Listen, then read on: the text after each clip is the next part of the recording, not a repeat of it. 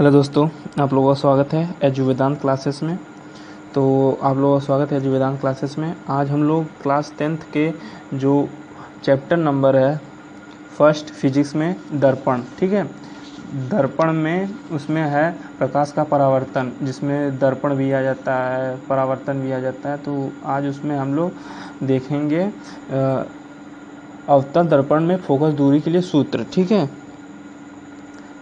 अवतल, एक minute black pen लेते हैं, हम ब्लू पेन ले लिए, क्वेश्चन ब्लैक पेन से। तो अवतल, ठीक, अवतल दर्पण में फोकस दूरी के लिए सूत्र का निगमन करेंगे। निगमन माना पता होता है डेरिवेशन, ठीक है। निगमन माने डेरिवेशन होता है। आज तो हम लोग ये करेंगे। तो चलिए तब शुरू करते हैं अवतल दर्पण में फोकस दूरी का मतलब सूत्र का निगमन। तो पहले अवतल दर्पण बना लेते हैं। अवतल दर्पण पेंसिल से बनाइएगा। अवतल दर्पण ऐसे होता है, ये रफली मैं बना रहा हूँ, आप लोग अच्छे से बनाइएगा। बुक में भी होगा, आपके NCERT बुक होती है उसमें ऐसे, ठीक है, ऐसे लाइन। ये फोकस ये यहाँ से सेंटर से होके जाती है, इसका सेंटर होता है जिसे O से डिनोट्स करते हैं हम लोग, ठीक है। ऐसे लंबी लाइन ले लीजिएगा। फिर ये अब इसमें एक चीज़ करते हैं, आपने पढ़ा होगा कि जो नियम है एक अवतल मतलब दर्पण के जो परावर्तन होने के पश्चात कहाँ कहाँ काटती है, तो आप लोग वो नियम पढ़े होंगे। तो उस हिसाब से जब हम अवतल दर्पण में वस्तु को रखते हैं अनंत और दर्पण से पहले जब वस्तु को रखते हैं तो ये यहाँ से एक प्रकाश निकलती है। तो प्रकाश निकल के दर्पण पे आपतित होती है। फिर परावर्तन के पश्चात वो मुख्य फोकस से होकर जाती है, ठीक है, मुख्य फोकस से होकर जाती है, इसे F कहते हैं। और फिर एक सेंट्रल से होकर जाती है, यहाँ से इसका बिंदु, केंद्र वाला बिंदु यहाँ से ऐसे होती है। फिर ये परावर्तन के पश्चात उसी मार्ग में वापस लौट जाती है, जैसे आती है उसी मार्ग में वापस चली जाती है, ठीक है। ऐसे आएगी, ऐसे चली जाएगी, यहाँ से आएगी और ये यहाँ से आएगी, ऐसे हो जाती है, ठीक है। तो आप लोग पेंसिल से अच्छे से बनाइएगा। ये मैं रफली बना रहा हूँ, मेरे देख कर मत बनाइएगा। और यहाँ पे एक बिंदु कट होता है, इसे A dash B dash, A dash B dash मान लेते हैं, ये A और ये B मान लेते हैं, ठीक है, A B मान लेते हैं। अभी यहाँ से एक बिंदु ऐसे ऐसे डॉटेड करके खींचते हैं, ठीक है, डॉटेड करके खींचते हैं। यहाँ पे N मान लेते हैं, इसे M मान लेते हैं, N M मान लिए। अब ये इसको C हो गया, F हो गया, N हो गया, M हो गया, ऐसे ये प्रतिबिंब बन गया, ठीक है, प्रतिबिंब बनना। और इसे कहते हैं अवतल दर्पण, ओके, इसे कहते हैं अवतल दर्पण। तब क्या इसके बारे में कुछ लिखेंगे भी, ठीक है। इसके बारे में क्या लिखेंगे, अवतल दर्पण से किसी वस्तु AB के प्रतिबिंब A डैश B डैश का बनना, ठीक है, बनना है, ये नहीं होगा, ऐसे बनना, ठीक है, प्रदर्शित, ठीक है। एक बार पढ़िए, अवतल दर्पण से किसी वस्तु AB के प्रतिबिंब, AB ये है, ये वस्तु है, ठीक है, वस्तु इसका प्रतिबिंब यहाँ बनना है। तो A डैश B डैश का बनना प्रदर्शित किया गया है,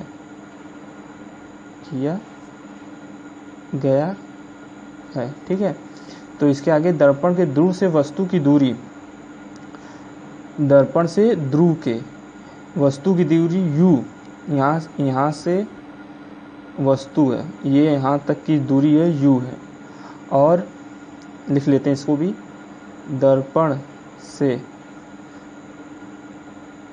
दर्पण के ध्रुव से वस्तु की दूरी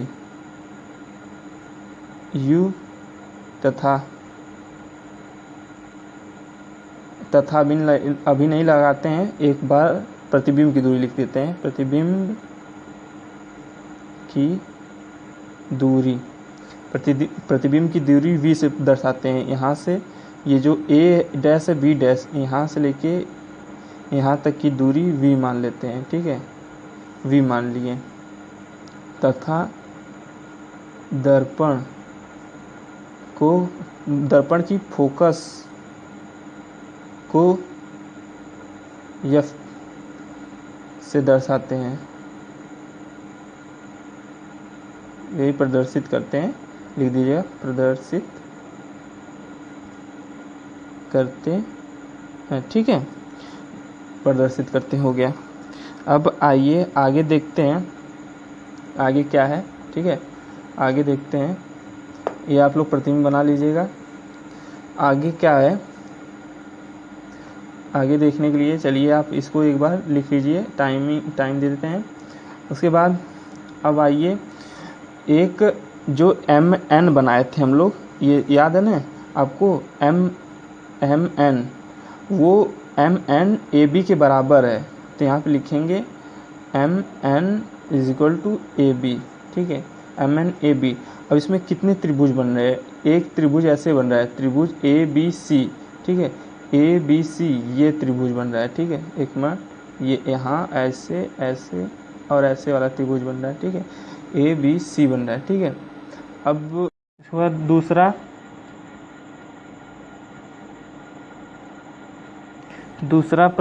दूसरा क्या है, त्रिभुज B dash A dash C dash, ये C है, ठीक है, A डैश B डैश, और ये C डैश नहीं है, C इसको पढ़ेंगे। तो आइए लिख लेते हैं, त्रिभुज ABC और त्रिभुज A dash B dash C में, तो इन दोनों त्रिभुजों में क्या है, एक ये त्रिभुज है और एक ये त्रिभुज है। तो इन दोनों त्रिभुजों में क्या है कि एंगल ABC बराबर angle A dash B dash C dash, ठीक है, ये समकोण है। इनकी जो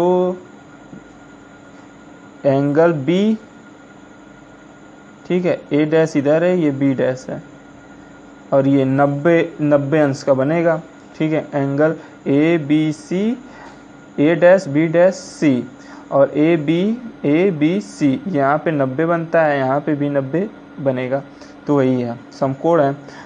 एंगल BCA बराबर angle B dash C dash A, क्योंकि शीर्षाभिमुख कोण है,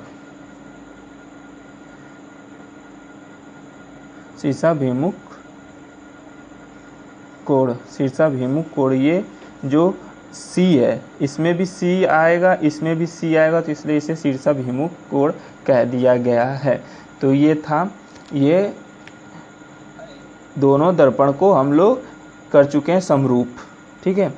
अब इसको आगे करते हैं और आगे चलते हैं करके। तो आइए क्या देखते हैं, समरूप त्रिभुज में त्रिभुजों के नियम से क्या होगा, AB, जो AB है, इसमें AB और फिर AB और A डैश B डैश दोनों लाइनें बराबर हैं। उसके बाद BC जो हैं और B डैश C डैश ये भी बराबर है, तो ये लिख लेंगे AB upon A dash B dash बराबर BC upon B dash C, ये पहला इसको डाल लेंगे इक्वेशन, ठीक है। अब एक और त्रिभुज है, त्रिभुज क्या क्या है देख लीजिए, त्रिभुज MNF, ठीक है, MNF देखिए, MNF, और एक त्रिभुज है A डैश B डैश और F है, ये दूसरा त्रिभुज बन जाएगा। तो ये याद रखिएगा, दूसरा त्रिभुज, ये बड़ा त्रिभुज है, छोटा त्रिभुज, लेकिन ये दोनों त्रिभुज हैं, ठीक है। इस दोनों को ये लिख लेते हैं, त्रिभुज MNF तथा त्रिभुज A dash B dash F से क्या होगा, एंगल MNF बराबर angle A dash B dash F और एंगल एम एफ एन बराबर angle A dash F B dash, क्योंकि ये देखो ये समकोण है। आइए अभी ऊपर दिखा देते हैं, ठीक है। और ये शीर्षा भी मुख कोण है। कहाँ पे है देखिए, एंगल क्या, एम एन एफ, एन भी 90 का है और A dash B dash F, B dash भी 90 का है इधर भी, तो ये हो गया समकोण। और उसके बाद एम एफ एन, ए डैश एफ और बी डैश, ये भी इधर भी एंगल, ये भी एंगल, दोनों सी में दोनों में आ रहा है एफ, तो इसलिए वो शीर्षाभिमुख कोण हो गया। तो आप लोगों को उतना समझ में आया। आइए आगे देख लेते हैं आगे क्या है, ठीक है। तो आगे देखते हैं, हो गया। तब इसको अतः समरूप त्रिभुजों के नियम से, तो M N upon A dash B dash बराबर F N F B dash हो जाएगा, ठीक है। अब इसके आगे जो F N F B dash हो चुका है। अब ए बी जो ऊपर ये है, ये ए बी एम एन के बराबर होता है, क्योंकि एम एन के बराबर इसलिए क्योंकि ये ए बी और एम एन बराबर होगा। देखिए ऊपर लिखे ही हैं एम एन, ये ऊपर मान ही लिए हैं, एम एन और ए बी बराबर है, तो इसलिए जब ये बराबर हैं तो यहाँ पे लिख सकते हैं कि इस तरह करके आगे जब लिखेंगे A B, A dash B dash F N F B dash, इसमें एक ब्रैकेट में लिख देंगे ऐसे, ऐसे करके ऐसे करके ऐसे, क्योंकि ए बी एम एन की जगह ए बी को मानने हैं, ठीक है। ये ऐसे लिख देंगे। अब इसे दूसरा मान लेंगे, दूसरा समीकरण, ठीक है। अब आगे चलते हैं, आइए समीकरण पहले और दूसरे से लिखते हैं। समीकरण पहला व समीकरण दूसरे, ये दो है ऐसे आई से, ठीक है। अब इन दो समीकरणों से देख लेते हैं, समीकरण पहले और समीकरण दूसरे से, ठीक है। तो आइए देखते हैं क्या है। समीकरण पहला व समीकरण दूसरे से, ठीक है। वो ये बिंदु बिंदु लिखे हैं, यहाँ भी बिंदु 1 2 डाल लीजिए या फिर 1 2 कर लीजिए, ठीक है, कोई नहीं होता है, उतना चल जाता है। एवं कैमरे को एडजस्ट कर लें, ये कुछ टेढ़ा लग रहा था ना, अब सही है। तो ये लिखने के बाद, अब इतना लिखने के बाद, अब आइए जो इसमें से B C upon B dash C और F N upon F B लिख लेंगे, एफ बी डैश, क्योंकि पहला समीकरण क्या था, A B upon A one A B dash, B C upon B dash, ये पहला समीकरण था, ठीक है। और दूसरा समीकरण क्या था, दूसरे समीकरण को A B A dash B dash upon F N upon F B dash मान चुके थे, ये दूसरा था, ठीक है। अब जब ए डैश ए और बी को लेंगे तो ये कट जाएगा, तो बचेगा F N F B dash, तो ये बी सी और ये दोनों उतार लिए गए हैं, इसको इधर रख दिया गया है और इसको इधर रख दिया गया है, ये ऐसे चल के यहाँ चला गया, क्योंकि ये दोनों को बराबर कर दिया गया है, ठीक है। बराबर करने के बाद ये हो गया है। तो आइए अब आगे देखते हैं आगे क्या है, ठीक है। आगे यदि दर्पण का द्वारक छोटा हो, जो दर्पण बनाए थे हम लोग, उसका दर्पण आप बनाए हैं तो ऊपर देखिएगा, उसमें जो द्वारक है दर्पण का एम एन, और एम एन जो है एन ध्रुव पी के बहुत पास होता है, जिसे यदि दर्पण का द्वारक छोटा हो तो एन जो एन था और ध्रुव जो है वो पी है, पी मानते हैं। जो दर्पण बना है, दर्पण के बीच बिंदु को मान लो मान लो ये दर्पण है, ठीक है, यहाँ से ये है, तो ये जो बिंदु है ये इसी को P कहते हैं, ठीक है, यही P है। और यहाँ पे M और यहाँ पे घींच के ये N है, ये M है इधर है, तो ऐसे ऐसे ला के यहाँ पे N है। अब N जो है और P जो है ये दोनों बराबर होंगे जब इसको द्वारक को ये इसको और छोटा किया जाएगा और छोटा किया जाए और छोटा किया जाए, तो ये जाके बिंदु P और N मिल जाएंगे और F जो होगा वो और पास हो जाएगा। तो इसमें वही लिखा है, यदि दर्पण का द्वारक छोटा हो तो, ठीक है, बिंदु N ध्रुव P के बहुत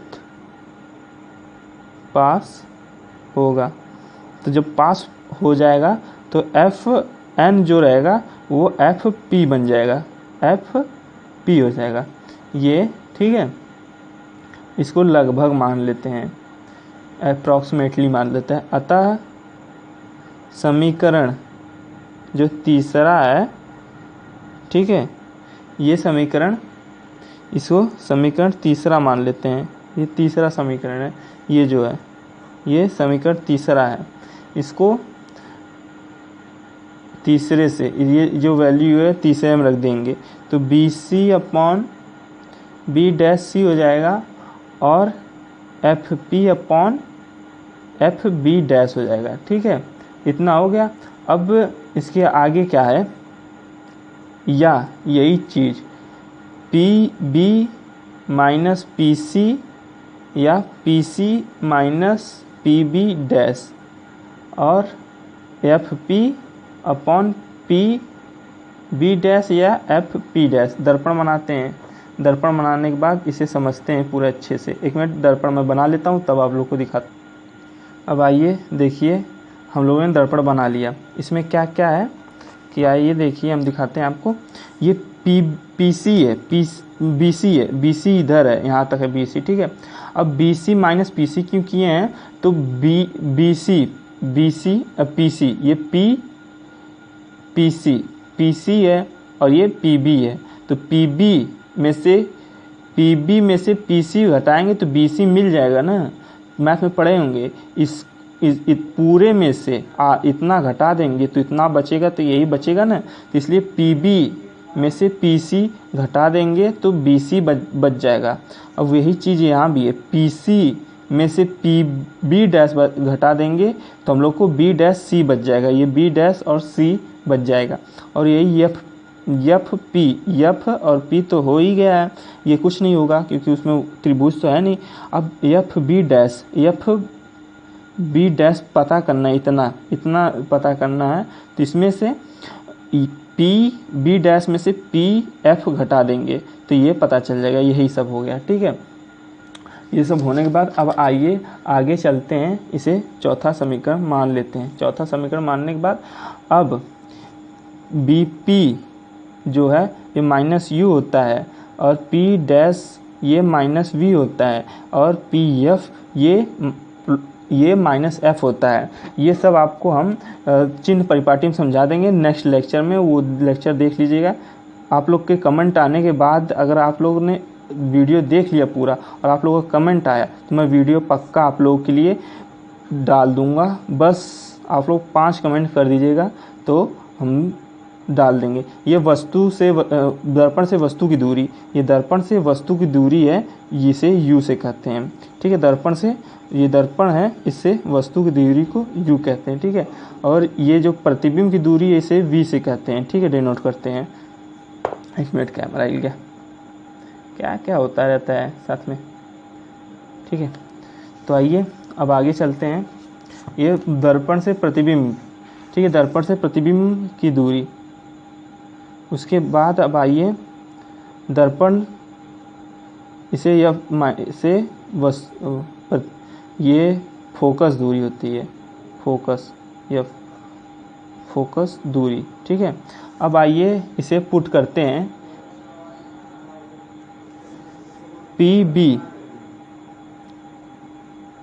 PB हो जाएगा minus U, okay, P B minus U हो जाएगा। अब ये माइनस बीच में है ही, तो इसके बाद P C P C P C F minus 2f upon minus 2f minus minus V F B dash C ये बी डैश सी, इसलिए ये फोकस दूरी की दोगुनी दूरी होती है। ये एफ है तो दोगुनी दूरी पे सी होगा, तो इसे 2f से करते हैं, ठीक है। और एफ बी डैश जो है ये माइनस वी में आता है। ये आप लोगों को चिन्ह परिपाटी में समझ में आएगा नेक्स्ट लेक्चर में, इसलिए इसे यहाँ पे नहीं इतना बढ़िया समझा रहा हूँ। माइनस एफ हो जाएगा, ये माइनस वी डैश और माइनस एफ, ये माइनस ये हो जाएगा। अब आइए इसे सॉल्व करते हैं। सॉल्व होने के बाद देखिए आ जाएगा या करके माइनस यू, ये माइनस माइनस प्लस हो जाएगा, 2f इधर फास्ट कर रहा हूँ, माइनस 2f, ये माइनस माइनस प्लस हो जाएगा, is equal to minus F, ये माइनस है ये प्लस हो जाएगा। उसके बाद नेक्स्ट क्या है, ये माइनस यू प्लस 2f और ये minus V plus F is equal to ये इसके साथ चला जाएगा, ठीक है। ये नीचे वाले से इंटू हो जाएगा, ये ऊपर वाले से इंटू हो जाएगा, ये ऐसे ऐसे ऐसे हो जाएगा। यहाँ पे v है, सॉरी यहाँ पे v, ठीक है। तो अब ये हो जाएगा f minus 2f plus we. अब आइए आगे सॉल्व करते हैं। u v हो जाएगा, माइनस 2f v हो जाएगा, माइनस u f हो जाएगा, फिर प्लस 2f 2 हो जाएगा, 2f स्क्वायर हो जाएगा, यहाँ पे स्क्वायर हो जाएगा, फिर 2f square minus V F हो जाएगा। अब आइए U V is equal to U F plus V F, ये 2f v ये जो है इससे एक कट जाएगा, ये 2 से एक कट जाएगा, ये स्क्वायर ये ऐसे कट जाएगा, बचा U F V F U V, और ये एक से एक ये कैंसिल हो जाएगा और इधर से आ जाएगा प्लस में हो जाएगा। दोनों तरफ यू वी एफ से भाग देने पर, जब भाग देंगे तब यू वी एफ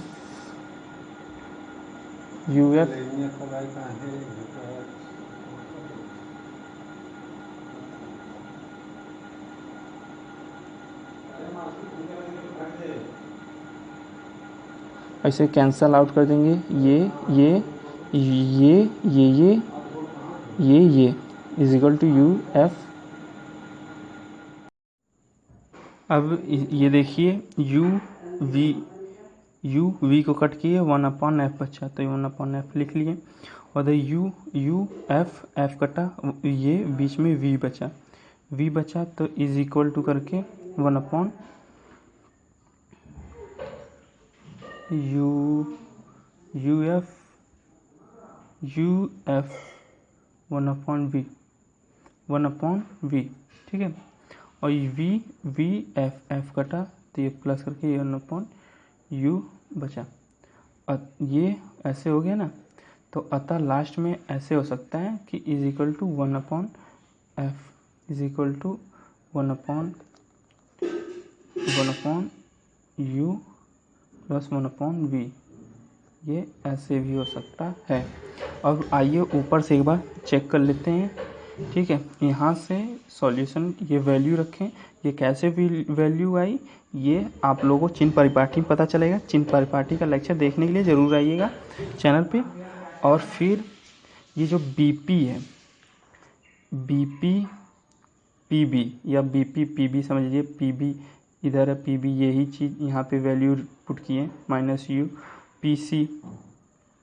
पीसी क्या है, पीसी ऊपर देखिए, पीसी क्या है, P और C ये वक्ता केंद्र की दूरी है, जो फोकस की दोगुनी दूरी होती है।